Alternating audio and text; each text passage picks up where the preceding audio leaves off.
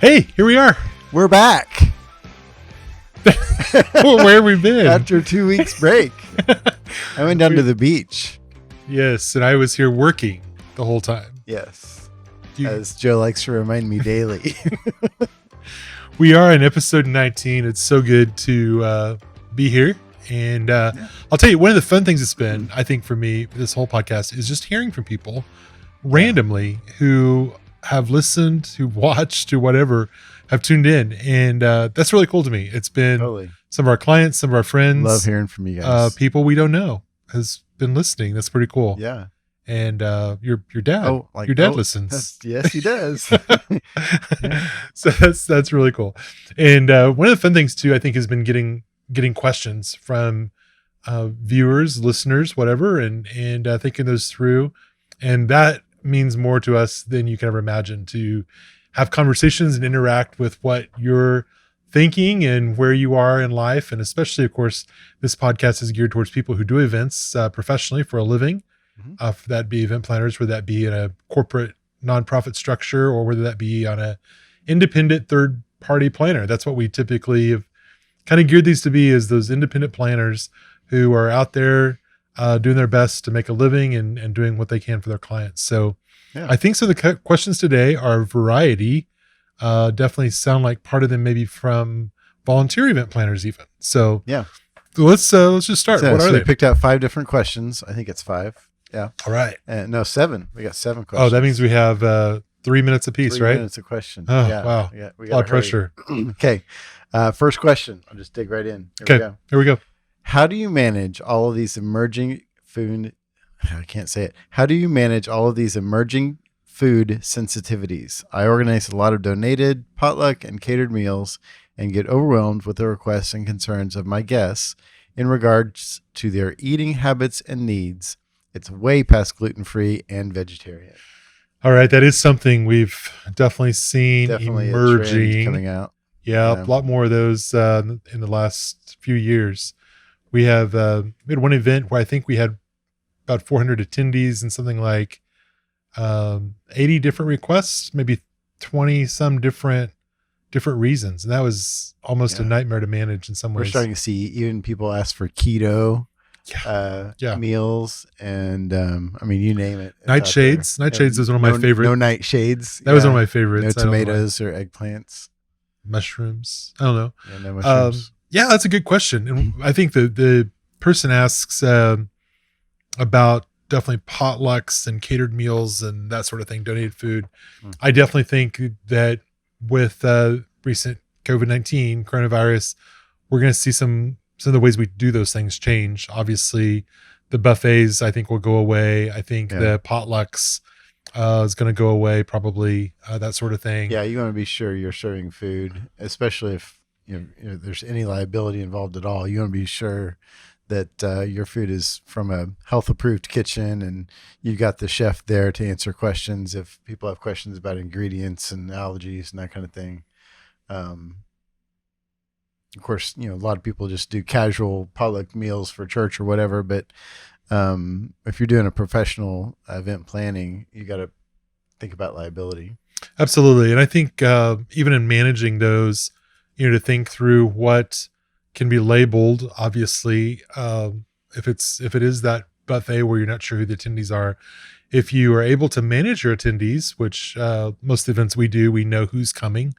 And so we can ask for that information on RSVPs. So typically on RSVP or registration information, if it's a corporate event that maybe is multi-day, we'll ask specifically what are your concerns, your health needs, your dietary needs, and see what that is. I actually saw one recently, wasn't us, but I saw where someone said on every question, is this a need or a allergy?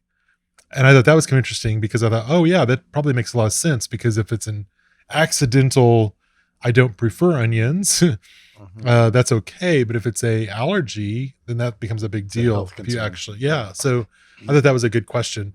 But anyway, we try to get those ahead of time, and we do work those through. We always like to work with our chefs to make sure that they know all the options of where we could be. One of the easiest things, I think, in managing it is to talk with your chef about, how can you make the majority of the meal gluten free, for example?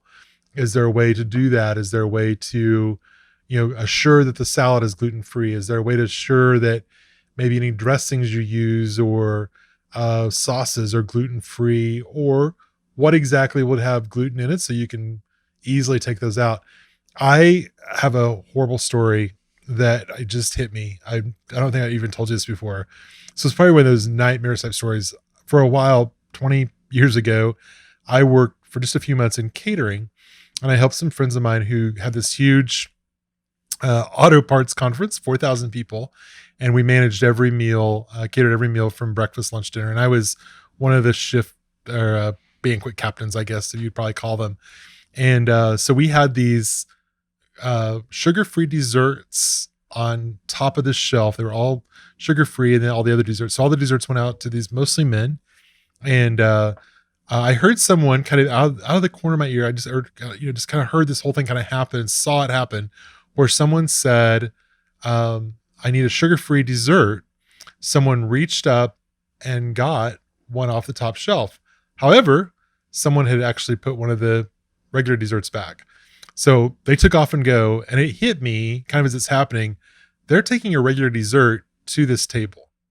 So I go off chasing them, trying to figure out where they went to, trying to find the guy. So I get to the table and they're looking at the dessert going, "Wow, this is amazing. It looks just like the regular desserts. How do they do this sugar free?" And I just kind of sweep in and I said, "I am so sorry. I think she just gave you the wrong dessert." And I had the sugar free that I slipped in front. And this guy turned white and he says, I don't know how to express that you probably just saved my life. Wow. That it's not just a diabetic issue. This is a major issue with me, that if I have that amount of sugar, I will probably keel over dead. And Wow. so it was one of those moments of like, I don't know what just happened. I'm so glad it did the way it did. But for me, 25 years ago, that really helped me remember this is life and death for a lot of people. Yeah. It really is one of those times where we have a big responsibility as event planners to make sure that happens and to make people feel comfortable. When exactly. Yeah. So I think there's a number of ways. I definitely think it's one of those things we don't laugh at. We can giggle sometimes, but I think I think to really take it seriously, manage it seriously. For a large 400 person dinner we had recently, we actually had one person who was just managing the specialty meals. And I thought that was pretty handy because they kind of figured out what table numbers they were. They made sure they got the right meals, and it worked out well. So, yeah. All right, let's go on to question 2 then. Number 2, I got some feedback once that my event generated too much trash and we used too many resources. They asked me where my custom display elements would end up after the event. How do you think growing concerns about fossil fuels, trash, recycling, reusing will affect the event planning world? Great question. And I know we've talked about this a lot. We have made a personal commitment to try to recycle as much as we can, trying to get rid of stuff also, so we're not storing stuff, because I think that's just as much of a damage as to keep things around forever. Mm-hmm. So we work pretty lean. We have a lean space warehouse. I think others disagree. We try to work within the rentals world as well. Anything we can rent rather than buy or create is better than creating something and then trashing it the next day. Exactly. We typically almost never use paper plates, really not paper napkins, plasticware, that sort of thing. We just don't use those that often. There's a place for them. And again, I think we'll see some of those a little bit more than we did. But even when we use disposables, I try to use, we're always kind of arguing a little bit about, I like the bamboo kind. I like the kind that is biodegradable, that sort of thing. Mm-hmm. They're always more expensive. So I think that's a little challenge sometimes. I think as you're creating backdrops and decor for your events, you can have in your mind as you start to design it, what's going to happen to this after the event. For example, we did it was a bicycle wheel theme or concept to the event, and we made this mobile out of bicycle wheels. And so after the event, we took all the bicycle wheels and we donated them to a bicycle shop that fixed I think it was homeless people's Yeah. bikes or Or, something. well, yeah, or something. And so, just thinking about what you can do with your decor afterwards, how can you reuse it? You donate it, even flowers. Can you donate the flowers to people or, um, yeah. And then the other thing, we use these big 4x8 tube steel frames, which are really durable and can be reused over and over, but it gives you a structure that you can use for your backdrops, which, if it's just a fabric screen or something like that, you can just trash that and you still have the structure that you can reuse from event to event. That's also the bigger part. And I think too, working with your client to understand what they want. Um, we have a lot of food waste that a lot of times we're making sure that is going to a homeless shelter. And in fact, I remember one event where we announced, while if you finish your meal, you need to know that the remaining food that was not used tonight is right now is being enjoyed by, and they named the homeless shelter down the road. I thought that was really cool. Yeah, a large venue And here we does actually, that, right? yeah, actually had a round of applause for that. That's pretty cool. Cool. Okay, next question. How do you get your guests to RSVP? Oh my word, that's an Tough age-old one. question. Tough Yeah, one. it's hard. It's actually a fairly simple answer, though. People just don't want to do it, and it's follow up with a phone call to people, and just pick up the phone and call your list of people that you've invited, and get an answer. Yeah, I think we have managed their RSVPs for a lot of our clients, and weddings especially. It's real easy to call and say, hey, I'm just following up on RSVPs, and I know, Leslie or whatever hasn't heard from you. Have you been able to figure out if you're going to be able to come? And almost always, if you throw the host's name in there and you're kind of helping them to know they're trying to figure it out, we're trying to figure it out together. They're really quick to go, I'm so sorry. Yes, we're planning on being there or whatever. But yeah, it's really making those phone calls or even emails. Yeah. And making it clear. Saying, hey, Holly hasn't heard from you. It's like, oh, kind of lay the guilt on there. We also make it really easy to RSVP. So we usually do phone, email, multiple methods, website, maybe. Yeah. So there's multiple ways for someone to register. I think most people will email back an RSVP though, right? That's probably most common. Yeah. Emailing back is a lot better than mailing back an envelope. The least amount of resistance effort. That's what works. All right, number 5. How do you graciously handle a guest who has overindulged at an open bar? All right. Obviously had a lot of those in our lifetime. I think that's kind of part of events. You got people here drinking. So. Right. I think the number one thing to me again is to be proactive. Try to figure out who that might be before the event begins. If I know we had a wedding a year ago, whenever that was, and we asked the groom, who exactly do you know that may be a challenge? And he gave us his picture and the whole bit. Yeah. And pointed us out like it was kind of bad, it was actually. Kind of like a afterthought that we asked the question, but he was like, oh yeah, you got to know about this guy. You got to watch out for him. So yeah, we gave his picture to all the bartenders and the security guy, and we ended up not having a problem, but it was. And for that family, it was actually a money saving thing too, because they didn't want him to spend a lot of money. But I think watching, making sure your bartenders again are well trained. Most states, part of the bartending law is that they have to really be aware of anyone who's being overserved or acting inappropriate or something like that. If it does come down to that, we try to do several things. One is just to minimize the excitement. Yeah. So it could be, try not to make a scene. Hey, I need to talk with you outside. Can you come outside for a minute? Or, just trying to minimize that. Whatever we can do. Yeah, it's good. Let's see. Did you want to tell that story? Or we covered that, didn't we? Move on. We'll tell that story some other time. Number 6. How do you plan an event to appeal to people that find very different environments enjoyable? I've hosted events at which I could tell some of the guests were uncomfortable in such a posh environment. Some flat out told me they wouldn't come because they don't know which fork to use. It might be a generational thing. Younger people aren't learning how to conduct themselves in a seated dinner cloth, napkin sort of environment. If their homes didn't have a dining room and they only at bar stools at a kitchen island, do you think events are becoming more and more casual because of this trend? Wow. So etiquette is one of my favorite subjects in the world. I was trained. My dad always said he was said etiquette was important because it kept everyone on the same level, the same playing It field. actually makes people feel more comfortable, or that's the Exactly. purpose That's of the it. purpose. The purpose of etiquette is to feel more comfortable. I think And people have turned that a yeah, little. yeah.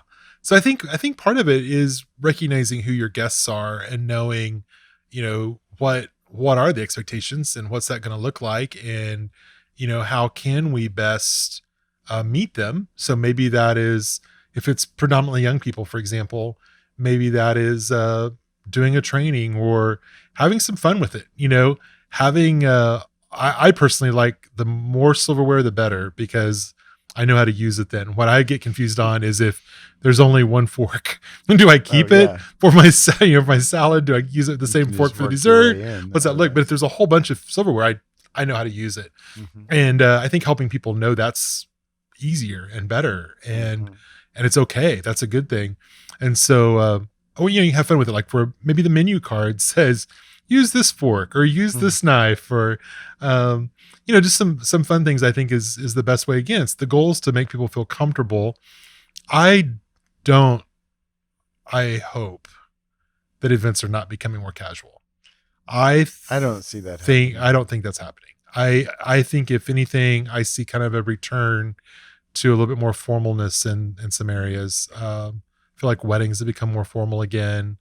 I think there's some tradition that people are kind of wanting to see back again. So I think people are interested in it. mhm, We've done some classes for summer camp. Actually, we we went did. That out was and fun. some like junior high and high school kids, I guess it was. Can't remember what age it was. Junior high, Yeah, probably. junior high and high school. But yeah, we went out and did a little how to on etiquette. We set up all the silverware for them and had tablecloths. And they were It really was excited fun. about it. Yeah, it really worked They out well. enjoyed it. So, and I think that's something you can do too, is to engage your guests in that etiquette, learning of the etiquette as you prepare for an event. Maybe you have a little class on etiquette for people who want to Maybe come a and YouTube video, learn or yeah, which fork to use or whatever. So, absolutely, absolutely. let's see. Okay, here we are, number 7. All right, is this the last one? Yep, All right, need a drum roll. drum roll. All right. At auctions and fundraisers, how do you encourage your wealthier guests to bid higher or spend more without alienating the guests unable to do so? So you got two groups of people. My children's public magnet school has a very diverse population. I struggle to plan adults only fundraising events that are accessible to all members of our parent community, but are still wildly successful in fundraising. I think that's pretty easy. I think one is just to really, first of all, know your audience and These are know all great questions, by the these way. I these love questions these are amazing. questions. Yeah, I think to know your audience and know your discrepancy in capacity. First of all, I get uncomfortable referring to wealthy versus not wealthy and that sort of thing. I think that's also irrelevant in the capacity to give and the desire to give. I think that's hard to judge, and so I get uncomfortable Yeah. in that area. However, I do think there's a point where you kind of recognize, does this person have the capacity to give, and um, do they do that frequently? Then this is what I want to do. And I think it's also very important that we have at auctions, especially, there's something for everybody. And maybe there's a dinner you can buy into at $100 a pop, or whatever. And sometimes if someone's paid $500 to come to an event, or $1,000 to come to an event, that's probably their giving level on some way. So you don't have to worry about being in the $25 range. You be more concerned at Mm-hmm. the $200 range. And the same way, I think of one event we do where it's predominantly um, the higher capacity donors, and maybe they've invited their children or their people in their office or something. And so how can we best meet those people? And so again, I think it's how, what can they spend, what would that look like, and how do you make that a fun thing for them? So again, I think having those lower priced options, that's kind of a fun deal. that everyone can buy into or be a like part the of. gift card pulls or the Exactly, wine pulls, yeah. or $100 a piece options that everybody can participate in. And then Yeah. you've got the silent auction, maybe a little bit medium range, and then you got the live auction, larger items. I'm going to say this. This is a little irritating subject sometimes, and I would love feedback on this. But I personally think that if you're invited to a dinner that's for fundraising purposes, you need to go with the idea you're spending money. I have a friend who tells us all the time that they've already spent because they've paid for the table. I very much agree with that. I definitely am on that side as well. So I kind of just give a double answer there. But I also think if you've been invited as part of your company or something, you kind of need to go planning on spending $100 or planning on spending whatever you think that meal's worth. Because that's part of the reason you're invited, is to do that. Yes, if it's a thank you dinner and someone's bought that table for you, that's a different situation. But I think it's one of those things you got to think about. What's the purpose of going? Why are you going? And if you're going to give, then please do. Yeah, that's good. And that is something, a trend that seems to be going away a little bit. People aren't educated in that they're being expected to give at a fundraising event. Yeah. Nonprofits just throw free events for no reason. Yeah. Just to throw money away. Yeah. Not. So, hey, this has been fun. Great. Yeah. Let's do this again. Yeah. Send in your questions, guys. We'd love to answer any questions you have. Love hearing from people all over the country and hearing what kind of questions you have. Shout out to Christy, who emailed us a couple of weeks ago asking for something that we've not given back yet, but we will. On it. We will. We actually have a draft. Sorry. Yeah. We will. Anyway, it's been good. Thank you for tuning in. Thank you for liking us on Facebook and Instagram, following us. Again, it's fun to hear your questions. So yeah, send them your way. Where do we send them? Oh, Todd at rumbledrum.com. And Joe at rumbledrum.com. Yeah. That gets us. All right. Have a great day. See you next time.